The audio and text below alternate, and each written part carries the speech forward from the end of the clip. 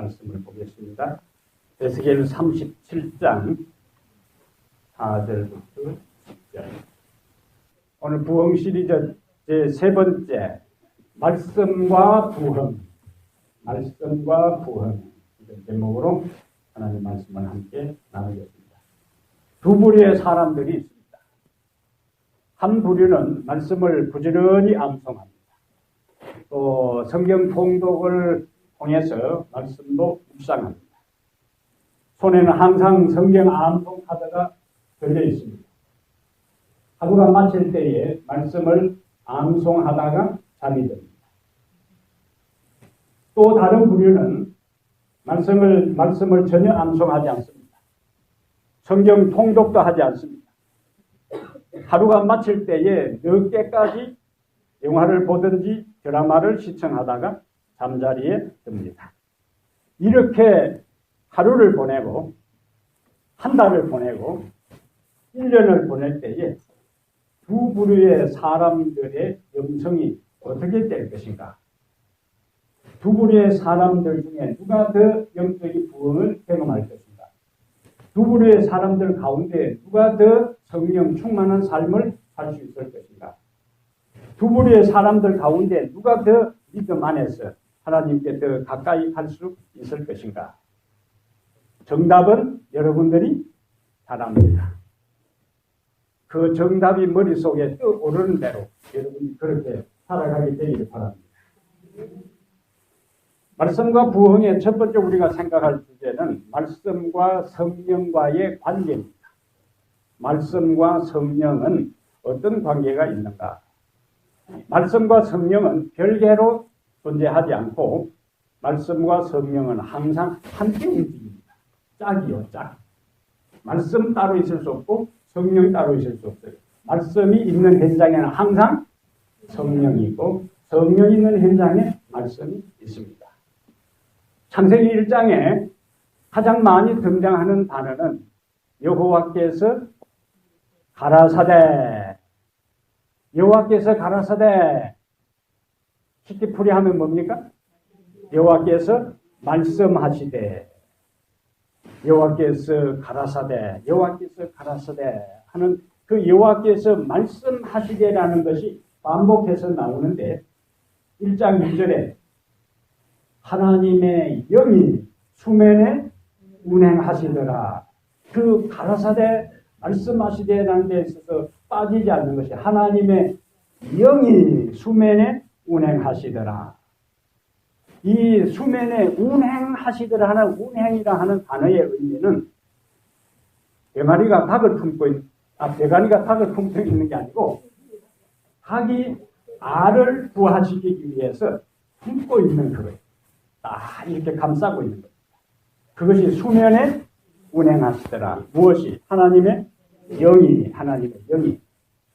그리고는 하나님께서 이르시되 가라시되 말씀하시되 있으라 할 때마다 생명이 출현했어요.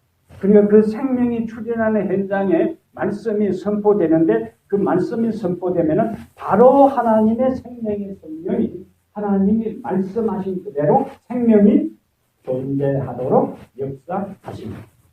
이 창세기 1장의 이야기는 시편 33편 6절에도 여호와의 말씀으로 하늘이 지음이 되었으며, 여기는 여호와의 말씀으로 하늘이 지음이 되었으며, 따라서 어떤 말씀이 나오냐면 그 만상을 그 입기운으로 이루었도다. 처음에는 말씀으로 하늘을 지었고 두 번째는 하늘 대신에 만상, 온 하늘, 다른 대체된 단어요.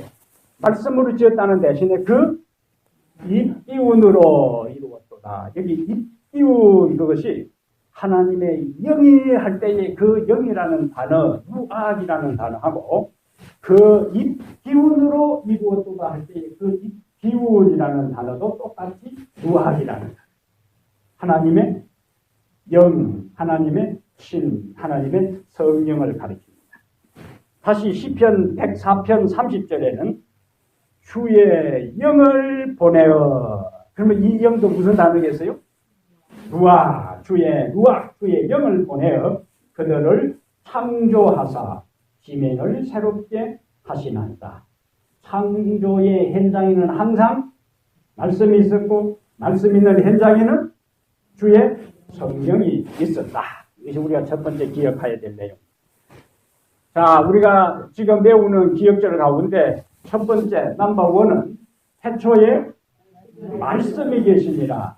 그 다음에 이 말씀이 하나님과 함께 계셨으니 이 말씀은 곧 하나님이시라. 예수님은 거기서 뭐라고 불렀어요?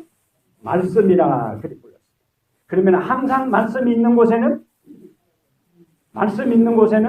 앞에 우리가 첫 번째에서 성령이 있다고 했으니까 하나님과 함께 하셨던 그 예수님은 또다시 누구와? 성령과 함께 하시는데 예수님이 잉태될 때에 마태복음 1장 18절에 성령으로 잉태됐다. 말씀 되시는 그분이 인간이 되실 때에 하나님의 성령이 함께해서 마리아가 예수님을 뭐한 거예요? 잉태한 거예요. 그 다음에 예수님이 침례 받으실 때에 성령이 비둘기같이 그에게 임했어요.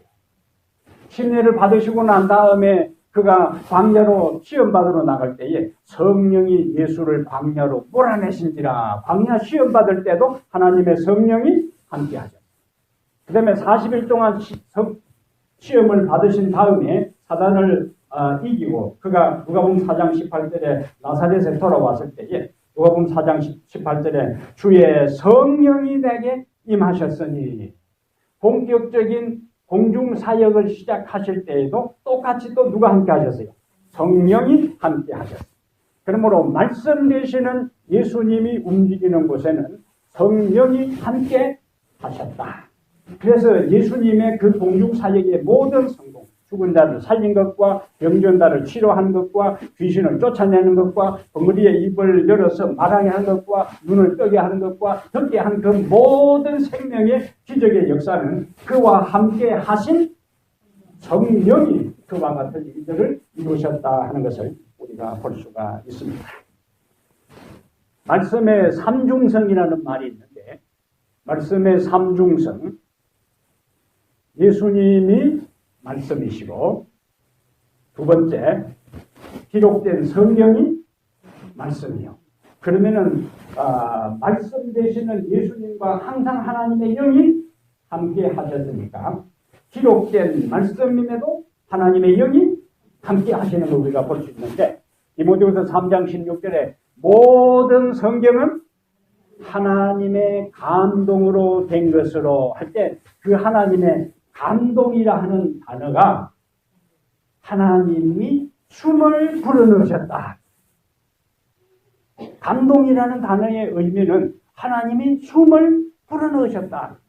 그것은 창세기 2장 7절에 여호와 하나님이 흙으로 사람을 지으시고 그 코에 생기를 불어넣으신다 하는 장면하고 똑같아요. 그래서 극동이가 뭐예요? 사람 살아났어요. 그러면은 성경의 모든 문자 하나하나는 그냥 우리와 똑같은 글자지만은 여기에 하나님께서 뭐 하셨다고요? 숨을 불어넣으셨는데 생기. 바로 하나님의 성령이 이 성경이 기록되는 선지자들에게 임해서 하나님의 말씀이 되었고 하나님의 말씀을 우리가 생명의 말씀이라 하는 것은 생명 되시는 성령이 함께 하셨기 때문에 우리는 성경을 뭐라고 부른다? 하나님의 생명의 말씀이라. 그리고 세 번째 말씀은, 첫 번째 말씀은 예수님이 말씀이시고 두 번째 말씀은 성경이 기록된 하나님의 말씀이고 세 번째 말씀은 말씀 되시는 예수님이 기록하도록 하신 성경 말씀을 선포하고 해석하고 설교하는 선포된 말씀, 그것이 설교입니다. 설교. 그러니까 예수님이 말씀, 기록된 말씀, 선포된 말씀.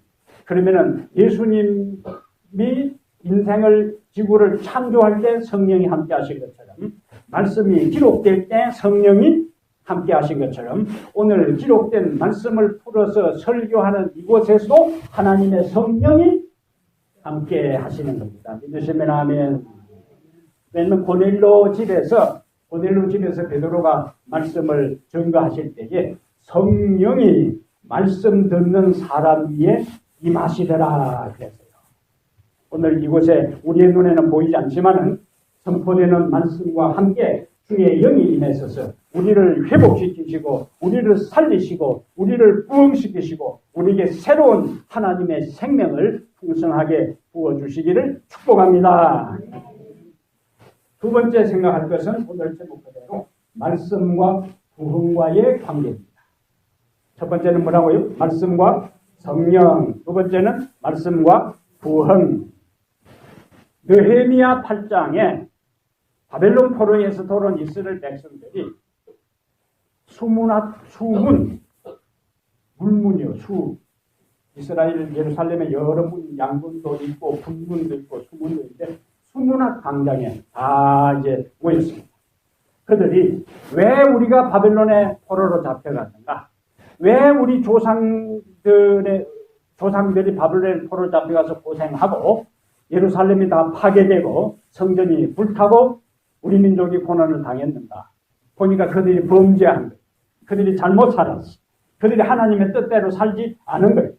그래서 그들이 느헤미야 8장 3절에 보면은 수문학 광장에 다 모였는데 느헤미야 8장 3절에 수문학 광장에서 새벽부터 정오까지 언제부터요?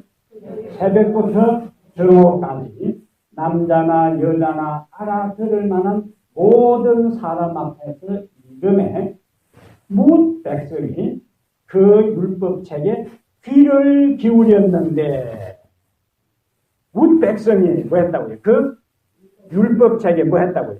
귀를 기울였는데 그 결과가 느헤미야 8장 9절에 백성이 율법의 말씀을 듣고 다 우는지라. 백성이 율법의 말씀을 듣고 다 우는지라. 자기들의 잘못을 깨달은 율법의 말씀을 제사장들이 읽고 그 다음에 부제사장들이 옆에서 그 율법의 의미를 하나하나 해석할 때에 그 말씀에 귀 기울인 사람들이 울었다. 아, 우리가 잘못했구나. 우리 조상들이 잘못했구나. 하나님은 우리를 이렇게 사랑하시는데 우리는 끝까지 그 하나님의 말씀을 어기고 빗나가는 인생을 살았구나. 그래서 우리가 이런 어려움을 당하는구나. 그것을 뉘우치고 반성하고 참여하는 마음으로 그들이 통곡의 눈물을 흘리는 장면이 여기에 나타납니다. 말씀이 선포되고 율법이 선포되는 곳에 백성들이 회개하는 역사가 일어났고 눈물로 하나님 앞에 새롭게 다짐하면서 그들의 신앙을 재헌신하는 영적 부흥의 역사가 말씀이 선포되는 현장에 있었어요. 자, 오늘 이제 본문이 에스겔 37장인데 에스겔 37장의 시작은 이렇게 시작됩니다. 에스겔 37장 보시고 30장에 여호와께서 이제 에스겔 선자를 데리고 골짜기로 데리고 가는데 거기에 뼈가 가득하더라. 그 다음에 2절에 그 골짜기 지면에 뼈가 힘이 많고 그 다음에 마지막 9절이 37장 2절 마지막에 아주 말랐더라. 아주 말랐더라 하는 것은 그 뼈가 다시 살아날 가망성, 희망이 없다. 아주 말랐더라 한 거 보니까 외행적으로는 뭡니까? 외행적으로는 가망성이 전혀 없어요. 근데 이제 4절에 내게 이르실 때 너는 이 모든 뼈에게 어떤 뼈? 아주 바짝 마른 뼈에게 뭐하라고? 대언하여 이르기를 너희 마른 뼈들아.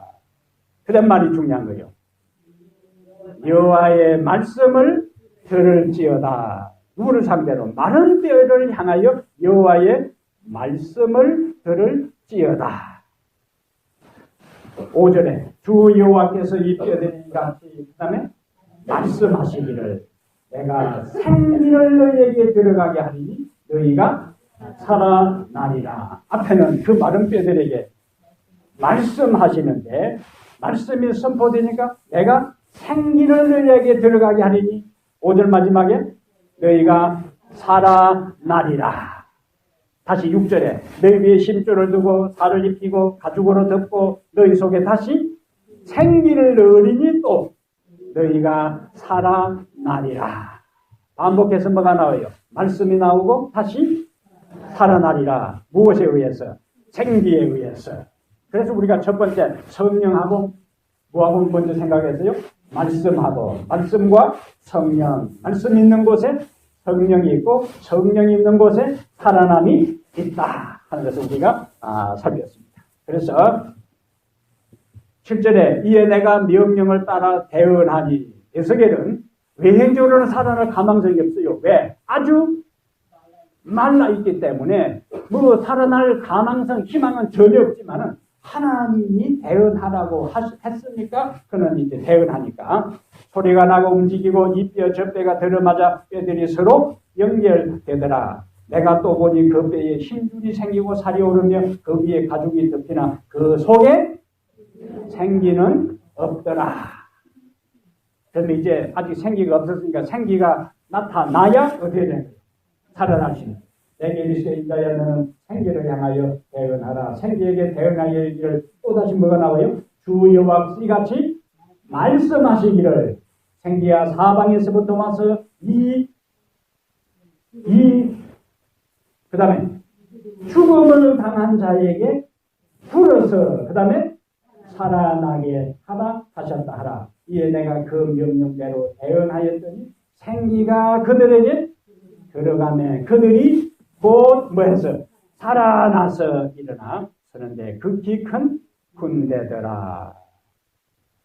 여기도 생기는 루아입니다. 루아, 성령력, 생기, 생명.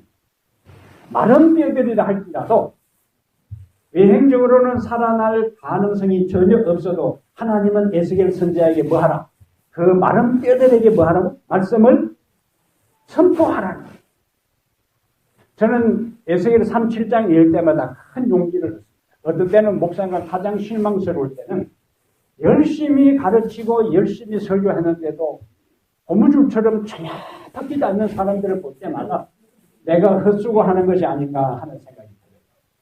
그때는 맥이 쫙 빠지고 힘이 빠지고 의욕을 상실하고 더 설교할 마음이 싹 가실 때가 너무 자주 있습니다.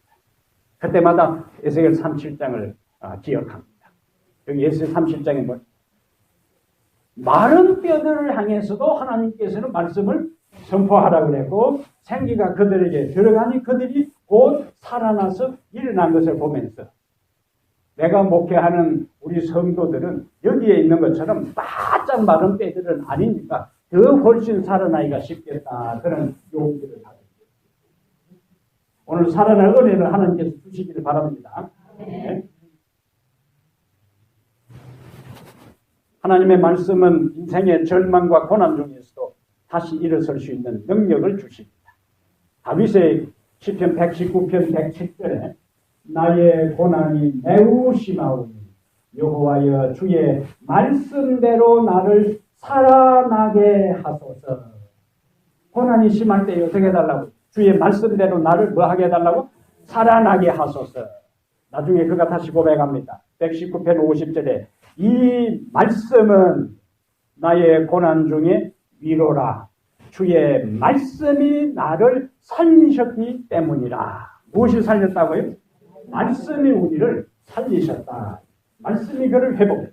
말씀이 그를 모든 고난과 위기와 시련을 견딜 수 있는 은혜와 능력을 주신 거예요.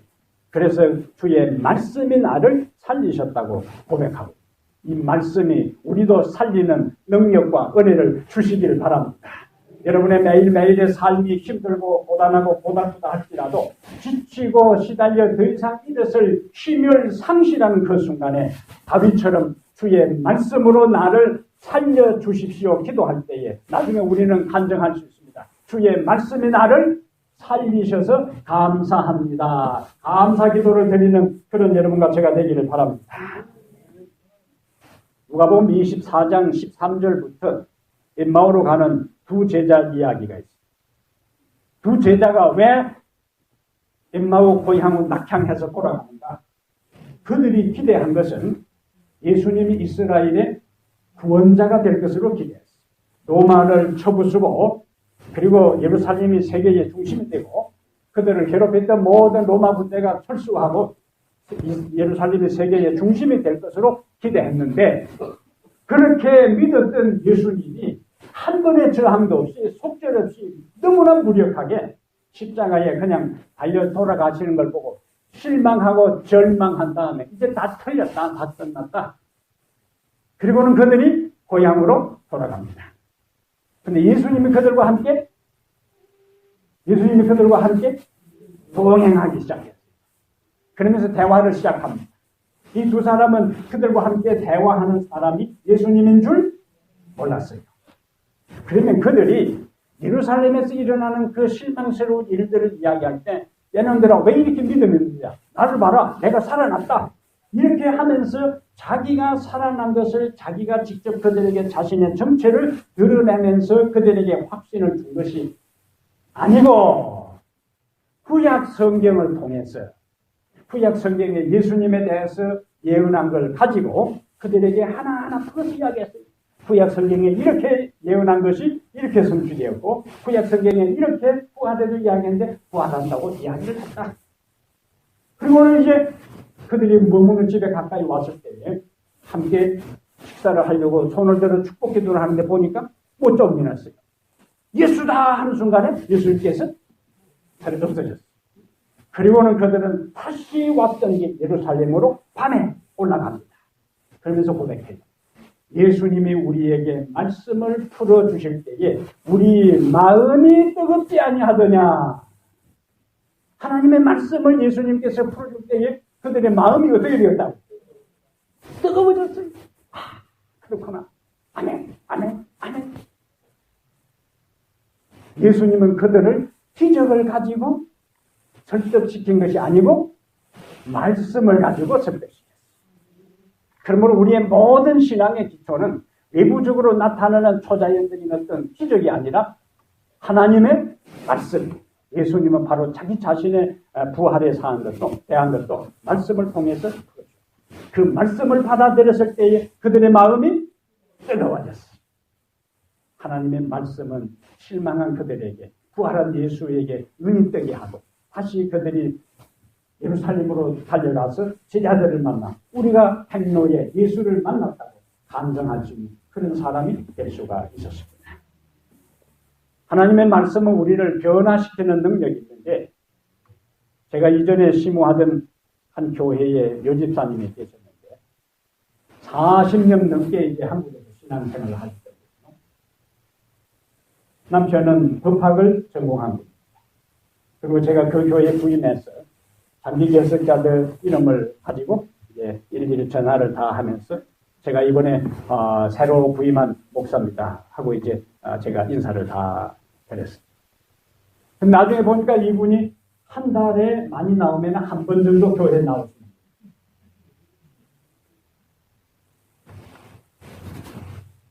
안식일에 그 지역 출신들이 모이는 향후회가 있으면 교회를 안 나오고 향후회에 참석해요.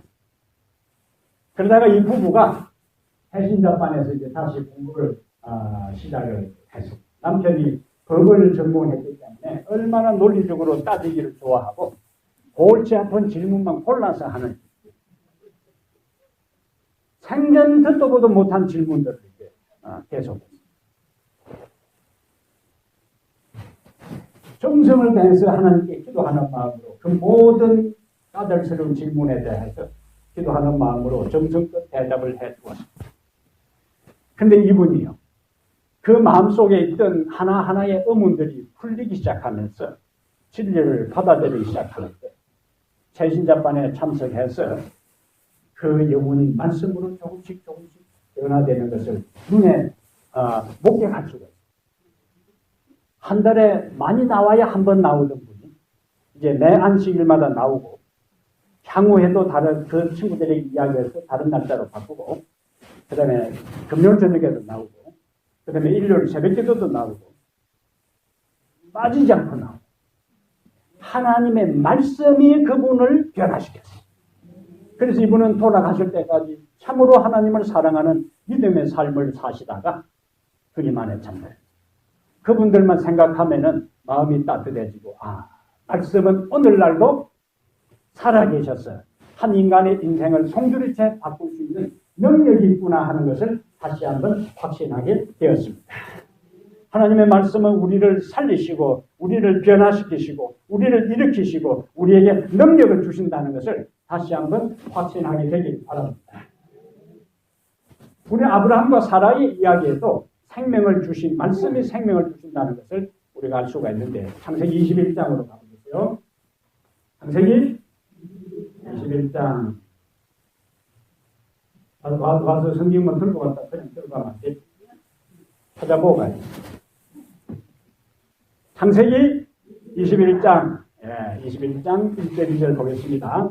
아까 이제 오늘 본문 37장 에스겔 37장에 나오는 아주 마른 때와 같은 21장 여호와께서 말씀하신 대로 사라를 돌보셨고 여호와께서 말씀하신 대로 사라에게 행하셨으므로 사라가 임신하고 하나님이 말씀하신 시기가 되어 노년의 아브라함에게 아들을 낳으니 여기 노년의 아브라함에게 그 다음에 앞에 반복해서 사라를 이야기할 때는 경수가 끊어졌고 아브라함은 나이가 많았고 37장에 나오는 것처럼 그들이 아이를 낳을 수 있는 것은 가능성은 없어요. 그런데 하나님께서 아브라함과 사라에게 뭐라고 말씀하셨어요?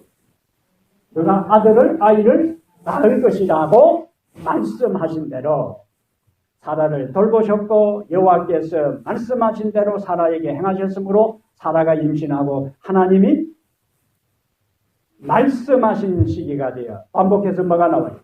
말씀. 하나님의 말씀은 불가능한 것을 가능하게 하시는 노년에 경수가 끊어진 사라에게 말씀하신 대로 생명을 주셨습니다. 이 장면이 신약에서는 누가복음 1장이에요. 누가복음 1장 30절 31절에 천사가 처녀 마리아에게 나타났어요. 네가 잉태하여 아들을 낳을 것인데 그 이름을 예수라 하라. 누구에게? 처녀 마리아에게. 요즘은 처녀가 아이를 낳아도 말을 할 수 있지만은 처녀가 아이를 낳았다 하는 순간에 그건 더 이상 처녀가 아니에요. 처녀가 아이를 낳아도 할 말이 있다 하는 말은 안 맞는 말입니다. 처녀가 아이를 낳을 수가 없어요. 근데 처녀 마리아에게 천사가 나타나서 네가 잉태하여 아들을 낳을 것인데 그 이름을 예수라 하라. 그 마리아는 얼마나 충격에 빠져요. 이것은 불가능한 일입니다. 근데 의심하는 마리아에게 하나님 천사가 이야기합니다. 누가복음 1장 37절에 대저 하나님의 모든 말씀은 능치 못하심이 없느니라. 대저 하나님의 모든 말씀은 능하지 못하심이 없느니라. 여기 중요합니다. 하나님의 말씀이 아무리 모든 것을 가능하게 하는 능력의 말씀이라 할지라도 그 말씀을 우리가 받아들이지 아니하면은 그 말씀은 우리에게는 아무 소용이 없어요. 자, 하나님의 천사가 대저 하나님의 모든 말씀은 능하지 못하심이 없느니라 할 때에 누가복음 1장 38절에 그 말씀대로 내게 이루어지다 라고 마리아가 그 말씀을 믿고 받아들였어요. 이게 중요합니다. 하나님의 말씀은 모든 것을 하실 수 있는 무엇이 있다? 능력이 있어요. 그 사실을 인간이 믿고 받아들일 때 그 능력이 믿고 받아들인 자에게 역사하기 시작하는 거예요. 그럼 우리가 시점을 따지자면 마리아의 자궁에 언제부터 생명이 딱 시작했겠는가? 천사가 대저 하나님의 모든 말씀은 능치 못하심이 없느니라. 주의 말씀대로 내게 이루어지다 하는 순간에 하나님의 생명이 누구의? 마리아의 자궁에 생명이 충만하기 시작합니다. 이루어지다 하는 순간에 주의 말씀대로까지는 안 돼. 주의 말씀대로 될지 의문납니다. 이래버리면 안 되는 거예요. 그때는 아무 일이 없는 거예요. 주의 말씀대로 내게 이루어지겠습니까? 이래도 안 되는 거야. 주의 말씀대로 내게 이루어질 것이라고 안 믿어집니다. 이래도 안 된다고요. 주의 말씀대로 내게 이루어지다 하는 순간에 하나님의 생명이 마리아에게 임태된 거예요. 하나님의 모든 말씀은 능치 못하심이 없느니라 말씀을 믿게 되기를 바랍니다. 그러면은 그 말씀을 믿는 자에게 하나님의 말씀은 능치 못할 힘이 없는 능력으로 역사하게 됩니다. 바짝 마른 뼈들을 살리신 하나님, 노년에 그리고 사라에게 경수가 끊어진 그들에게 살리신 하나님, 아들을 주신 하나님, 마리아에게 생명을 주신 하나님, 성령으로 오늘 우리에게 새로운 생명을 주시고 부흥의 역사를 우리에게 이루어 주시기를 축복합니다. 그러면 어떻게 하면은 이와 같은 말씀을 통한 부흥을 경험할 수 있을까? 말씀을 경청하고 그 말씀을 순종하라. 따라합니다. 말씀을 경청하고 그 말씀을 순종하라. 두 단계가 중요해요. 말씀을 경청하고 듣는 둥 마는 둥 이래가지고는 안 되는 거예요. 집중해야 돼요. 집중해야 돼요. 예? 이스라엘 백성들에 대해서 사도행전 7장에 스데반이 설교를 하면서 이 사내전의 설교를 하면서 마음과 귀의 할례를 받지 못한 자들아. 그 할례가 어디예요? 마음과 귀의 할례를 받지 못한 자들 앞에. 말이 이상하잖아요. 눈은 떴다 감았다 이렇게 눈꺼풀이 있는데 귀는 닫았다 할 때 이게 자동으로 닫는 게 없어. 요거는 마음으로 조종하는 거예요. 눈은 우리가 마음으로 조종하는 거죠. 여기서 내신경이 조종을 하는데 귀는 막았다 열었다 하는 게 없어요. 아, 듣기 싫다 탁 막아버리고 그게 안 되는 거예요. 그러니까 너희 마음과 귀의 할례를 받지 못한 너희 자들아 하는 그 구절 다음에 연결된 게 뭐냐면은 스데반의 설교의 마음에 찔려 그 다음에 그들이 길을 막고 이를 갈고 그 다음에 손에 돌을 들고 스데반을 끌고 나가서 그들은 하나님의 말씀에 대해서 길을 막았지. 그러니까 우리의 삶의 말씀을 통한 부흥을 경험하려면 어떻게 해야 된다? 말씀을 경청해야 된다. 사도행전 10장으로. 사도행전 10장.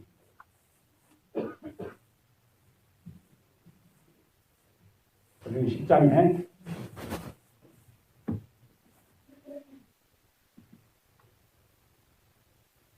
여기 고넬료, 백부장 고넬료 집에 베드로가 갈 때의 장면이요.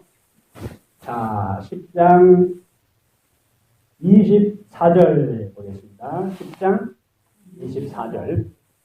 이튿날 가이사라에 들어가니 고넬료가 그의 친척과 가까운 친구들을 모아 기다리더니 이 분위기는 어떤 분위기일까요?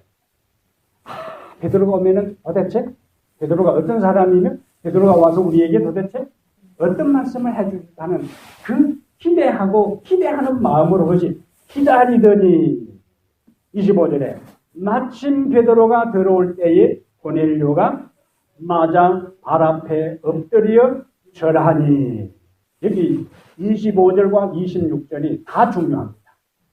고넬료가 왜 절을 했을까요? 기별자에 대한 최대한 존경이요. 그 다음에 26절도 중요한 거예요. 베드로가 그것을 다 받은 게 아니에요. 베드로가 일으켜 이르되 일어서라 나도 사람이라. 그러니까 기별자는 겸손해야 되고 기별을 듣는 사람들은 기별자를 존경해야 돼요. 이것이 성경의 가르침. 자, 그 다음에 여러 사람이 이제 모였어요. 여러 사람이 모였을 때에 33절 내가 곧 당신에게 고넬료가 이야기합니다. 사람을 보냈는데 오셨으니 잘하였나이다. 그 다음에 이제 읽습니다. 이제 우리는 주께서 당신에게 명하신 모든 것을 듣고자 하여 다 하나님 앞에 있나이다. 이 말씀이 굉장히 중요합니다. 이제 우리는 주께서 당신에게 명하신 모든 것을 듣고자 하여, 듣고 싶은 것만 듣는 게 아니에요. 기분 나쁜 건 안 듣고, 자존심 상하는 건 안 듣고, 죄책감 듣는 건 안 듣고, 그게 아니고 당신에게 명하신 모든 것을 듣고자 하여 누구 앞에 있다고? 다 하나님 앞에 있나이다. 이때 이제 34절부터 43절까지 베드로가 말씀을 이제 전합니다. 그들은 이미 말씀을 듣기 전에 그 말씀을 들을 수 있는 영혼의 그릇이 다 준비되었습니다. 당신에게 명하신 모든 말씀을 다 들으려고 하나님 앞에 있나이다. 그리고 그 기별자의 엎드려 절할 정도로 기별자를 존경하는 마음으로 말씀을 들었으니 그 말씀이 얼마나 불송이처럼 그들의 영혼에 박혔습니다. 그러니까 말씀 듣는 모든 사람들 위에 하나님의 성령이 임하지 않을 수가 없었습니다. 그들은 마음을 열고 말씀을 받아들였고 귀를 열고 말씀에 경청했고 그 다음에 마음으로 그 말씀을 믿고 침례를 받았습니다. 데살로니가전서 2장 13절에 내가 너에게 전한 말을 너희가 들을 때에 저는 하나님 말씀 들을 때에 너희가 사람의 말로 듣지 아니하고 하나님의 말씀으로 들었나니 이 말씀이 본 너희 믿는 자 속에서 역사하느니라. 이 두 단계가 굉장히 중요합니다. 바울이 전한 데살로니가 사람들은 바울이 전한 모든 말씀을 누구의 말로 들었다고요? 사람의 말이 아니라 하나님의 말씀으로 들었고 그 다음에 그 하나님의 말씀을 믿었어요. 그 다음에 그 하나님의 말씀을 믿으니 이 말씀이 너희 속에서 역사하느니라. 부흥은 저절로 되는 게 아니에요. 말씀을 그냥 듣는다고 되는 게 아니에요. 그 말씀을 집중해서 듣고 하나님의 말씀으로 듣고 마음으로 듣고 그 말씀에 굴복할 때에 하나님께서 그 영혼을 변화시키시고 살리시고 일으켜 세우시고 부흥시키시는 겁니다. 요한복음 10장 3절로 5절에 예수님은 내 양은 내 음성을 듣는다. 내 양은 내 음성을 듣는다. 제가 시골에 그때에 염소를 이제 거뒀는데 동네 아이들이 학교 마치고 이제 기산에 다 갑니다. 그리고 이제 목에다가 꽃비를 다 둘러놓고는 그 다음에 산 위에다 올려보내요. 그리고는 이제 묘지 옆에서 아이들이 이제 뭐 시름도 하고 놀고 붙이기도 하고 놀고 그냥 거기서 놀다가 해가 니어 넘어가면은 이제 염소들을 불러야 돼. 그러면은 주인이 염소를 갖다가 염소야 하는 게 아니에요. 네? 염소야 하든지 뭐 이름 부르든지 하여튼 한 명 한 명 부르면은 다른 주인이 아이가 부를 때는 염소가 그냥 푹 뜯어먹고 있다가 자기 주인이 이제 내려오라고 소리를 지르면은 그 염소가 줄줄이 새끼 데리고 목에 꽃비를 넣어 내려와요. 가끔 IQ가 좀 떨어지고 멍청한 주인들은 이 염소들은 다른 목동이 부르는데 그냥 내려와서 따라가는 그거는 이제 그냥 회초리 맞는 거예요. 예수님께서 요한복음 10장에 뭐라고 말씀하시대요? 내 양은 내 음성을 듣나니. 하나님의 어린 양의 길을 따라가는 사람은 그 양의 음성을 어린 양으로 상징된 예수님의 음성을 듣습니다. 제가 어릴 때에 자주 부른 노래가 있어요. 학교 가면 선생님 말씀을 듣고 집에 오면 부모님 말씀을 듣고 짠짜짜 이렇게 나와요. 그럼 그거는 학교 가면은 선생님 말씀을 잘 들으라는 그만 들으라는 이야기요. 뭐 하는 이야기? 잘 듣고 순종하라는 이야기. 집에 오면은 집에 오면 부모님 말씀을 듣고 그냥 듣는 게 아니라 말씀 듣고 잘 순종하라는 이야기. 그러므로 하나님의 말씀을 듣는다 하는 이야기는 하나님의 말씀을 듣고 그 다음에 순종한다는 거예요. 누가복음 8장 15절에도 좋은 밭에 떨어진 씨앗을 제거하면서 듣고 지키어 인내로 결실한다. 듣고 지키어 인내로 결실한다. 그냥 결실이 아니라 인내로 결실한다는 것은 듣고 지키는 것이 쉬운 것은 아니라는 거예요. 그러나 결실은 반드시 일어난다. 그겁니다. 한 분이 있었는데 이분이 오랫동안 장로교를 다니다가 예언 전도를 통해서 우리 교회에 들어왔어요. 장로교인 11시에 예배를 드리니까 우리 교회 들어와서도 11시 되면은 딱 되면 이제 교회에 나타나요. 그러다가 저하고 이제 성경 공부를 했습니다.